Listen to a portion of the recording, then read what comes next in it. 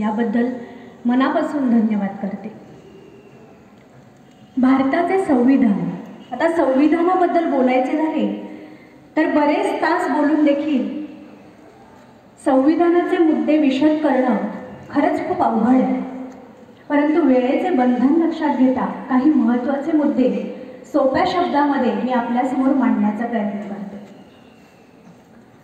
आणि मला माहिती आहे की अशा गोष्टीवर लेक्चर सुरू असलं की मुलांमध्ये थोडी चुळबुळ असते, मुलांना कंटाळा येऊ शकतो।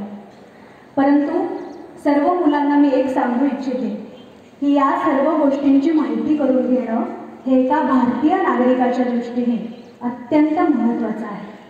त्यामुळे मी जी माहिती सांगणार आहे ती तुम्ही शांतपणे ऐकावीच।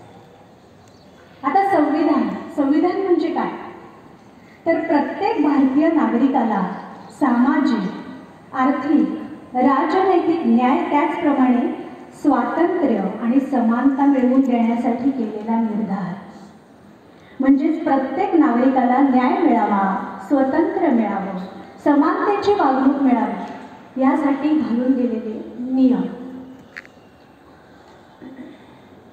आपला देश हा 1947 साली स्वतंत्र झाला।